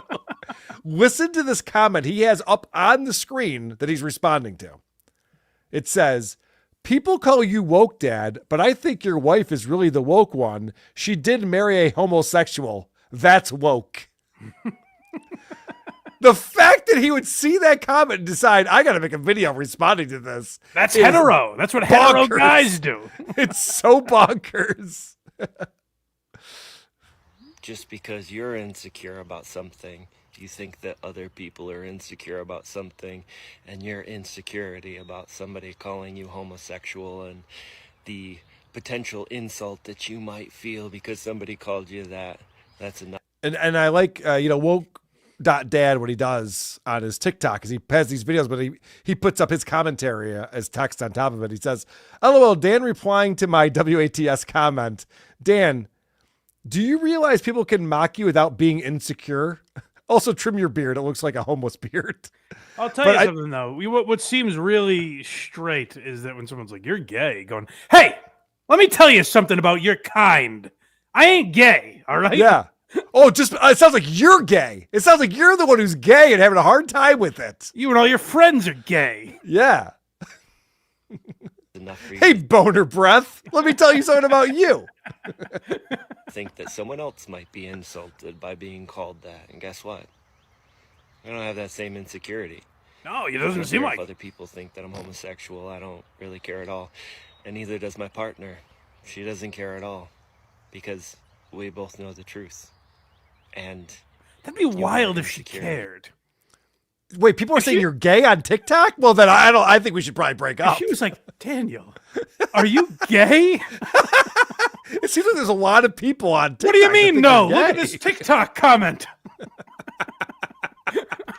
The fact that he feels the need to respond to this, he doesn't understand what he's getting himself into at all. The fact that he would put this comment up and calling him gay and saying woke dad in it, and him just going like, guys, you don't even realize I'm not even gay. Well, dude, come on. Guys, if you comment nasty stuff like this on his TikTok, prepare to be owned. It's like, is he this stupid? I'm not going to play this entire woke dad clip, but I wanted to play it for a specific reason. I wanted to show it to people. when I first started on this app, I did it to connect with my kids. Okay, so he's got another comment up on the screen. He's responding to a comment again. Can I tell you, I didn't send that one because I thought it was old, because he starts 40% of his videos with that sentence. Yeah. This is from just a week ago, but the reason why it's funny is because the comment he put up on the screen says, "Fire up your kiln and climb inside." And it's from It's a reply. It's from Rick from NY's comment. Rick from NY is the guy that I supposedly doxed on WATP last week. Oh. That everyone was upset with me about. Well, good. You doxed a hateful man. Yeah, he deserved it. Look at this He's asshole. evil. He's telling Dan to climb into his kiln. And oh, man. It's crazy. So we don't have to play this. He goes into the whole thing about like someone told me I saved their life and that's why I do the show and blah, blah, blah, blah. Like we've heard all of this before. And by the way, like it made me laugh. But of course, if you're just Daniel, that you don't know this guy, it's a shitty comment. And what you do to that is go, oh Jesus, and move on. Yeah, you can block or delete or whatever. He's not gonna go, Daniel. I said, get into your kiln. Get in there. Come on. Well, yeah, I should mention on this clip, he talks about hateful and these people who have all this hate. It's like, no, it's actually a joke. Yeah, it's just a reference to a thing you mention in every video.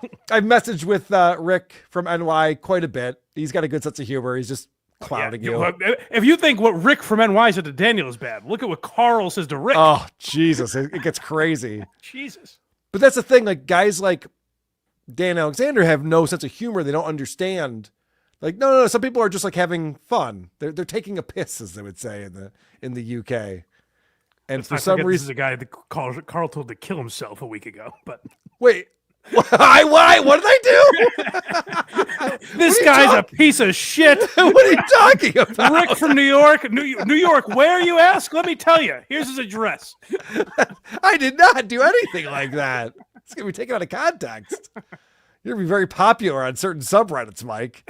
Finally, one of his co-hosts. I'm here for you, boys. I'm exposing the truth.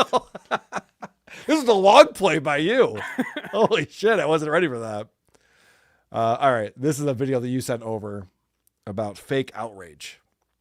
Ah, yes. Dan recently posted. Okay, I want you to think back a year ago to Trans Day of Visibility and how many people were outraged by it last year because it just so happened that Trans Day of Visibility, which is on the same date every year, happened to have Easter Sunday fall on it last year. Oh my gosh, I remember that. Mike, I don't know if you remember how I was that day. I was so outraged. Inconsolable. Trans Day Visibility on Easter, I was like losing my shit. Jen called me and was like, do we put him into a home? And I was like, give it a few months. I think I burned down my neighbor's house, Mike. The flames could have come over to my house. I was so upset. Yeah, you're just acting pouring gasoline everywhere. I was pouring on homeless people. It was madness that we're all still talking about to this day. I couldn't get over it. I'm like, what is going on? Daniel, don't insult me by asking if we remember. Of course we remember. And how many people who celebrate Easter Sunday were absolutely outraged by the fact that the trans community was taking over their holiday and it was the woke mind virus. Do you remember? What is this guy watching? Fox News? What's he talking about? Right, I don't know anyone that gave a fuck. The Trans Day of Visibility. Me neither. If that came up in conversation, I'd be like, what are you talking about? What's going on? But I bet like Steven Crowder mentioned it. You know what I mean? Sure. Like, I bet the guys who that's their job to make a thing out of that, I bet they talked about it. Why would Daniel care? Like, who gives a fuck? Let them talk about it. Wow, he's got some facts. Well, I bet he's going to solve it. To spring on us for this year. Remember all of those posts and videos and all of that content around that? Nope. Well, this year, Easter falls on 420. And there are going to be all sorts of people out there who are celebrating and partaking in 420. Yeah, Hitler's birthday, right. I know. I was kind of upset about the Easter Bunny fucking that up too. Happy birthday, big guy. That's what I was outraged about, me and Missy B. Like, what the fuck? Too much to celebrate in one day. Not for the same reasons that they would celebrate Carl's Easter. opening little chocolate Hitlers. Ooh, this one's solid. Ooh. Right? How much outrage do you think you're going to see this year?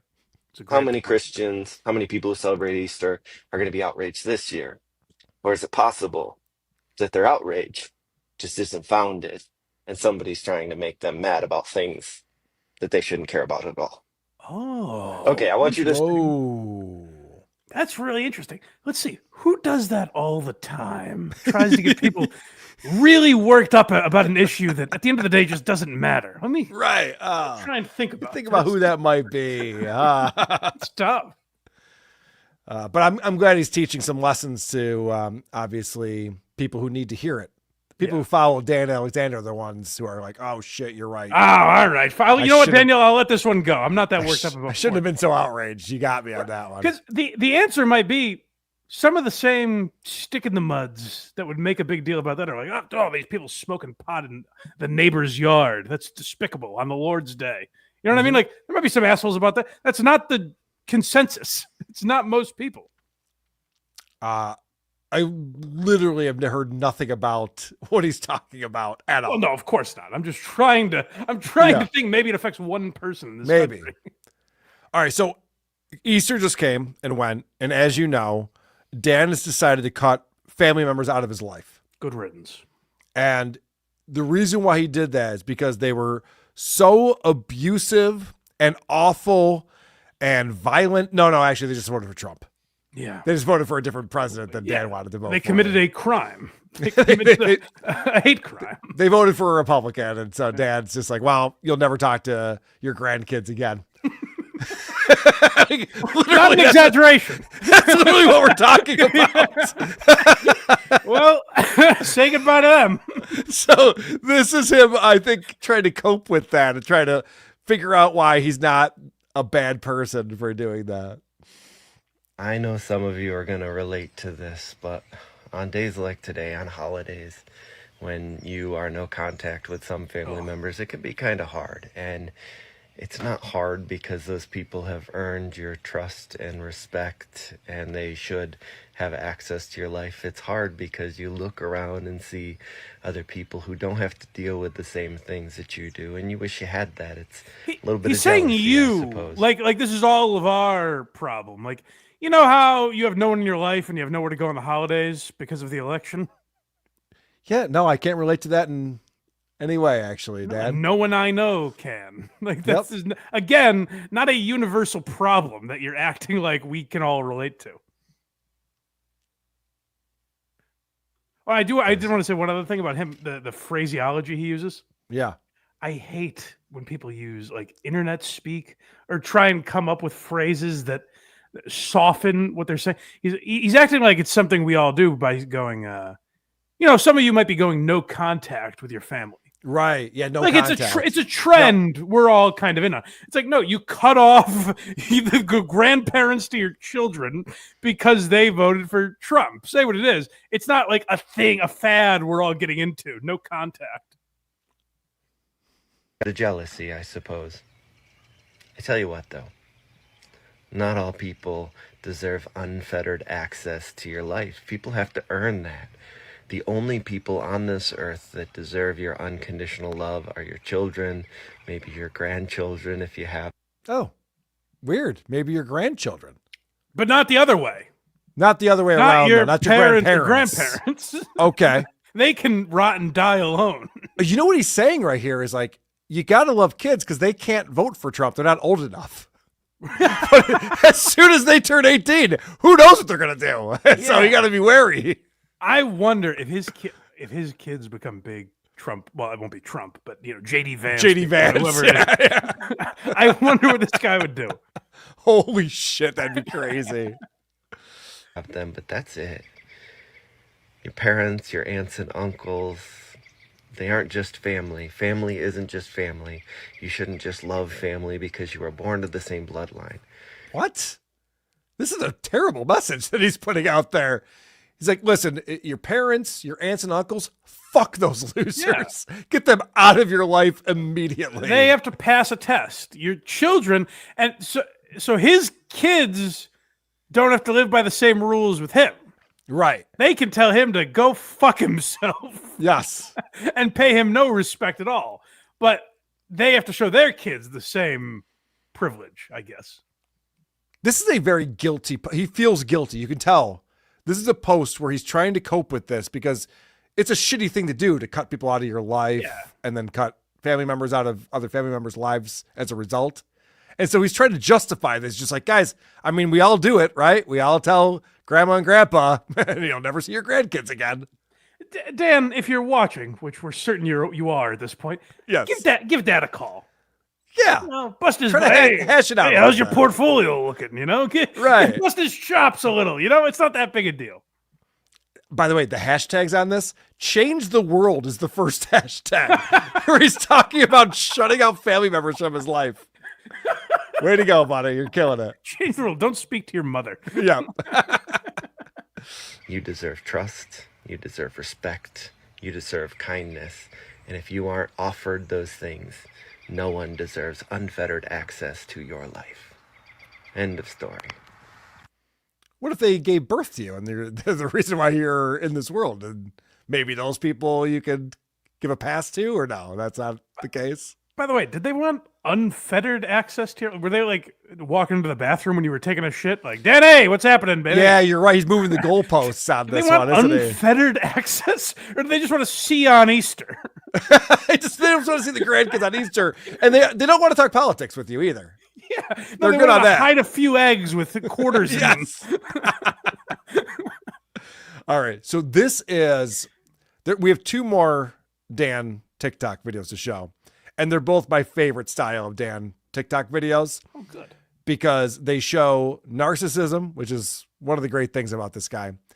That's what this video is that we're going to watch. And then the other video is classic Dan Alexander. All right. Conversation with a customer. That is if you had to find one video and be like, this is who Daniel Alexander is, the last video we're going to play today is that perfect example. Excellent. But this is fantastic right here. You know, I've heard a few times, a handful of times, you're just the fun dad. That's why your kids want to spend time with you. It's because you're the fun dad. And I mean, I've heard it, I don't know, dozens, hundreds of times, how fun I am and how amazing. Enough already, everyone stop telling me this, please. I get it. I'm awesome. People want to hang out with me. Enough already. Why sometimes why can't I be the smart dad? And I know you guys say that behind my back as well, that I'm really smart and cool, but like, what I about want to be more than creative fun. dad or the best dad who makes mugs? Come on. that always comes with the implication that if you're the fun parent, if you're the parent that your kids want to be around, and you're also that parent that your kids enjoy being around. And oh shit, I just hit the wrong thing. By the way, I want to point out that what he's describing right now is the parent that lets the kids drink. That's the fun dad. We all know the fun dad. We all know the fun parents. We're just like, oh, we can drink at their house? There are just no rules. Yeah, they're cool. It's the terrible parent, usually. Well, no, I mean, they're cool. They make sure everyone gets home safe. But sure, I guess. I've heard a few times. Let me skip through. Sorry. Maybe I can't. A handful of times, you're just the fun dad. That's why your kids want to spend time with you. It's because you're the fun dad. And that always comes with the implication that if you're the fun parent, if you're the parent that your kids want to be around, and you're also that parent that your kids enjoy being around and enjoy spending time with, that you can't be teaching them good lessons, that they can't be learning good lessons from you. And I'm here to tell you that's complete and total BS. I'm perfect. The fun parent. You could be the parent. Isn't that amazing? Can you believe this guy's the total package? That's what, if you think you can't teach your kids everything they know and be an amazing influence on them while being fucking awesome, you're wrong. That's me, Dan Alexander. What nice lucky children. They really to are. have this guy as their dad. No wonder they drew him as a superhero after the Comic-Con convention. Wow.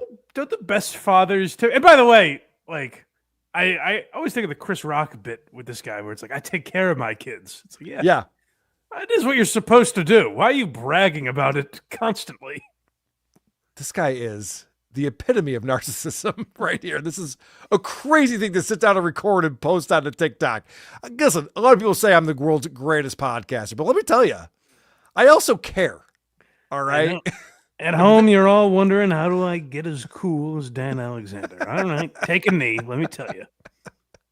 That your kids want to be around, and you can also be the parent that teaches your kids good things. I mean, think about it.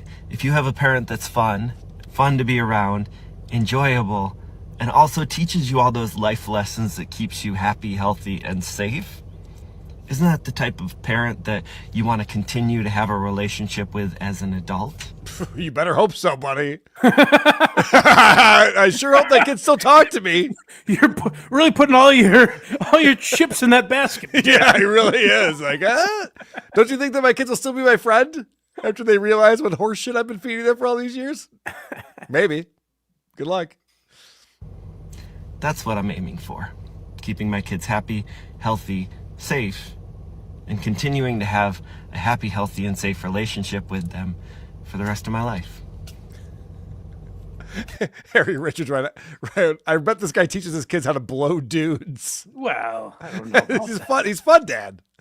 You know what? That is fun. So maybe he does. But that's all I care about. You know, I've heard. All right.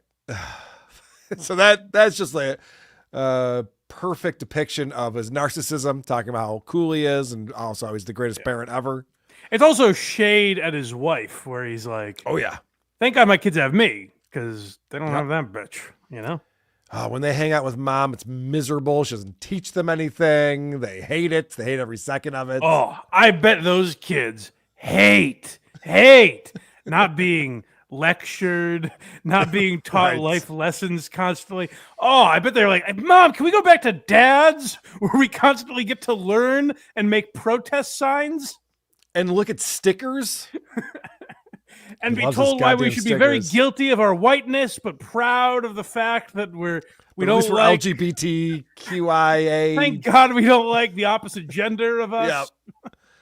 All right, we have one more video to play that I think encapsulates Dan better than any other video. But first, I want to thank Anonymous for coming in. Supertip.gg/WATP. He says, that jolly guy with the 3 daughters, quote unquote, it looks like the guy who would actually date Shauna Ray and turn her into their stepmother. Wow. We don't know about that. No, I can understand where you're coming from, though. Zach coming in with $6.51. Hi, Mr. Soundboard Carl. Hey, Blind Mike. Hello. A YouTube channel called Dead Feed Loop is uploading full episodes of the Ron and Fez show from 2006. I've been binging all of them. Oh, that's good to know. Thank you, Anthony. That's very exciting. Dead Feed Loop. I will check that out. Keep an eye out for that. Yeah, stop trying to use big words, Carl. Yes, you are correct about that. I will. I will do that. Just that. Thank you. All right, let's check out this Last Woke Dad video. I own this beautiful mobile coffee shop, but I also make pottery. And this one I just finished this weekend, and I had it out on my shelf in front of my mobile coffee shop. And the first guy who pulled up said, "Do you really believe in all that shit?" And I just want to point out the mug that he has up here is painted with all the LGBT rainbow flag colors. Yeah. So that's what he's showing off. And then this guy comes up and they have this interaction. That horse shit right there. That totally happened. Believe in that bullshit? And the first guy who pulled up said, "Do you really believe in all that shit?" And I didn't know what he was talking about. I had no clue. I mean, it's not. Why would you? It's not even a thing anyone would ever say. I didn't know if it was my litany of stickers behind me, but I had a pretty good idea. I think if you're Daniel, you should have, if someone says, "You believe in this horse shit," after 50 stories like that, you should start to think, oh, maybe it's my political beliefs that I. Yeah, what are you talking about, sir? I can't even imagine what you're responding to right now. But this is ridiculous. Who would, in 2025, pull up to a mobile coffee cart and say, "Do you really believe in that?" Doesn't even make sense. If you're going to a mobile coffee shop in this town, it feels like you're probably a regular, right? Yeah. I don't think they're getting a lot of random, "Where the fuck am I? Oh, shit, there's a mobile coffee shop here. I guess I'll stop." Even if it is their first time visiting them, would anybody ever see a flag and just go, "Do you believe in that shit?" Hey, freak. Yeah, like what does that even mean? You a pole smoker, boy? Let me bend your ear for a minute. It's not like I was holding this mug or anything. It was just out on my shelf with a bunch of other pottery. So I said, "I'm not sure what you're talking about." And then he pointed to this mug and he said, "Do you really believe in all that shit?" And I'm like, he still just points. "What do you mean, the LGBTQIA community?" And he said, "Yeah." And he said, yeah. Do you really believe in that? And I said, what? You mean gay and trans and queer people? And he goes, yeah. Do you believe in that? It's like, well, it's not the tooth fairy. Yeah. I see these people every day. Is this man nonverbal? Hey, you believe in that shit? What do you mean, sir? Over there. This did not happen. That's the point that we're trying to make here. Yeah, that. And I said, well, I don't really know if it matters what I believe, but honestly, I believe that all people should be able to live a life that they best see fit. And if they're not hurting anyone else, why do I care? And he looked puzzled for a second. Of course. He looked down at his dashboard. Yep. He thought about it. He looked back at me and he said, huh. Nobody's ever explained it to me like that. Maybe I should mind my own damn business then, huh? And I said, yeah, I think that's what most good people do. Holy shit. On this beautiful This man is batting 1,000 for convincing bigots the error of their ways. He's batting 1,000. I ain't never thought about it like that, Dan. Maybe I shouldn't hate queers no more. No one's ever put it to me like that before. Dan, you seem like a pretty cool guy. I want to be more like you. You say you don't hate gays, then neither do I. Maybe I should be minding my own business over here. I never thought of it that way before.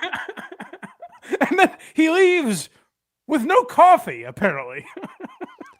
And again, I just want to point out, this isn't Jim Crow South that we're talking about. This is New York State in 2025. New State, yeah. Yeah, who would buy any of this? This doesn't make any sense at all. But this is what Dan is trying to feed us, and I love that he's doing that. I love he's still making up stories about convincing people. It's been a while. It's been a minute. I'm glad he's back to it again, because that really is the best content he puts out. Of course. He's telling us about interactions where he convinces bigots they're wrong. Mike, you want to hit some voicemails and get out of here? I suppose we should, no? We have a voicemail number you can call. You can find it on whoarethese.com. Just let us know what it's for. Who are these socials? What's up, WATS? Dan Alexander's a pedophile. Well, no. There. Do you think he's just doing all these videos and making up stories about free hugs and hanging out with kids in his heated dungeon just for, the perfect alibi? I'll hang up and listen. All right. I mean, the voicemailers' accusations do not reflect the thoughts and beliefs of who are these socials or this channel. Ridiculous. It's crazy talk. Do you remember last week where Dan broke down chess versus checkers? Of course. Got way too literal about How it. could I forget? Yeah. This is for WATS. Carl, the point Woke Dad made in the last episode about chess versus checkers is one of the most retarded things I've ever heard in my entire life. Okay?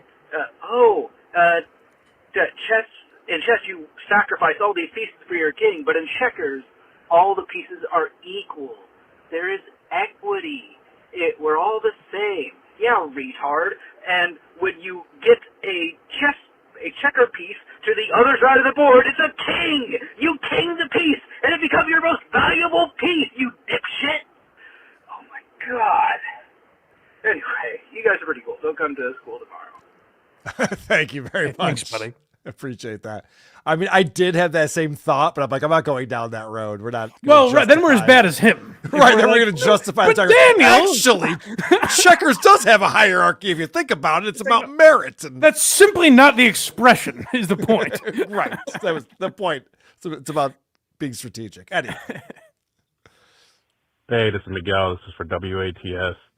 I know this scenario would literally be a gun to your head, but you have to choose one. You have to either have sex with original recipe blonde Christine Knowlton or new and improved, I guess, brunette goth Christine Knowlton. And there's a part two. While you're with her, she's either going to be dirty talking or trying to tell you jokes the entire time. I'd like to see what you guys come up with. Oh, all right. God. All right. Well, I'm going jokes over dirty talk for sure. You are? Yes. I don't want to hear her try to be sexy and. But the jokes are kind of that. Oh, put it in my pussy, Carl. Ugh.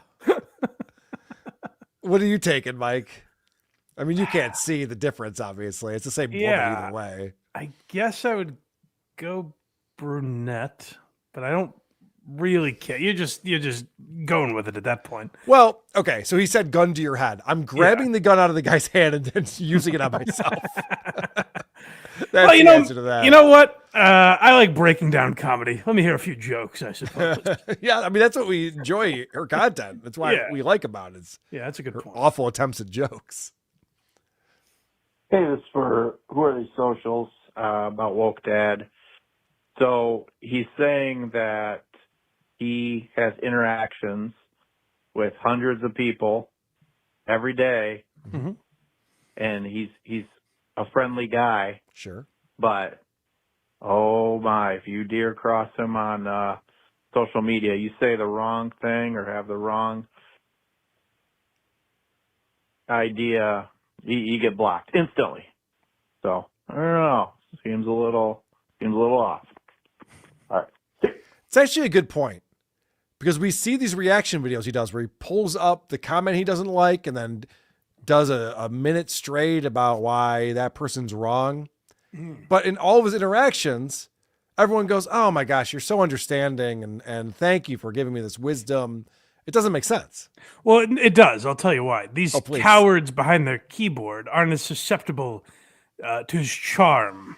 Like if you're face to face with this man, you really have no choice but to realize you get weak in the knees and you're like, oh my God, my racist ways have been wrong all along.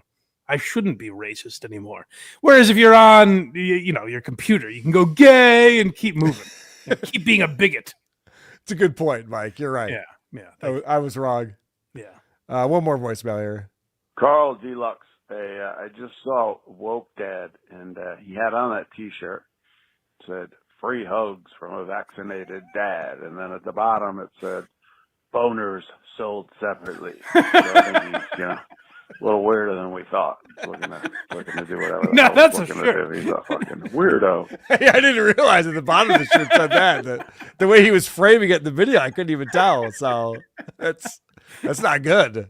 And what's funny is if he wears that shirt, he's a less creepy guy somehow. Yeah, that would be funny because you'd be like, okay, he's joking, obviously. They're sold separately.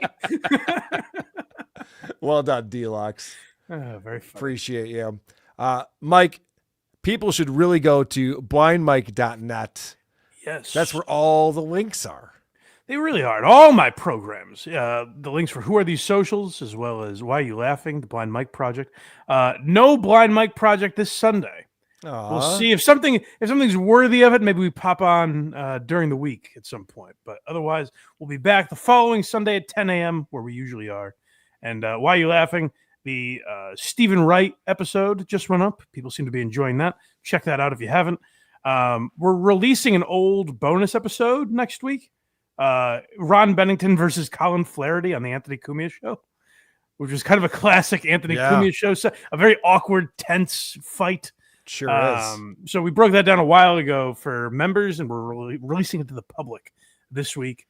And then after that, I think I'm doing the Steve Renazizi 9/11 lie as an episode. So I know he was on Stern talking about that. I think he's talked about that in a number of places. So you're going to find different interviews with him talking. We used a lot of the Stern stuff because that's mostly where he broke it down. But a few years later, he actually did an episode with Ari Shaffir, Shane Gillis, and another comedian, Corinne Fisher, who have all been kind of canceled or internet attacked. Like, it had E-Rage at various levels. Corinne Fisher has been canceled? There was something weird. I think she just lost a deal. I don't think it was anything that made news, but I think she lost a Comedy Central deal or something because of Guys We Fucked. That just sucks. Well, the public agreed apparently. Okay, good. So they went after her. But that episode of Ari Shaffir's show is very interesting too, where he kind of talks about a lot of it, and it's one cancellation or whatever you want to call it, where it's like if you go back and look at it, which we'll do, everyone kind of behaved as they should. There wasn't. Maybe you could. Some people overreacted online, of course, but Steve Renazizi didn't lose everything. He lost some things, which kind of makes sense given what happened. It's an interesting form of cancellation that's worth revisiting. So we'll do that. But blindmike.net is where you find all that stuff. And blindmike.net is a fantastic website people should visit. But not before you go to WATPlive.com and get your tickets. June 21st in Boston, we will be live. Who Are These Podcasts? The Dick Show, Blind Mike will all be there. All the with stars. a live show. It's going to be fantastic. I'm looking forward to that. I also had a conversation with one Chrissy Mayer today about a potential other live show later this year. So more details coming for that. A lot of fun things going on. WhoAreThese.com is where you can find all things. Who Are These Podcasts? Who Are These Socials? Who Are These Broadcasters? And of course, I do a show with my buddy Vinny, The Creep Off. TheCreepoff.com is where you want to go and vote for Carl. I'm actually going to win this week. Not if you act now, folks. Vote for Vinny. No, vote for Carl. What's wrong with you? I'm a Vinny guy. Anyway, social media, I'll catch you later, man. Who are these We're out. socials? That's what this audience wants to hear. Like, whoa. Who are these socials? I'm the one who should apologize. Folks, what you were about to see is real. With Carl. Okay, we got it. And Blind Mike. Who could have thought of that?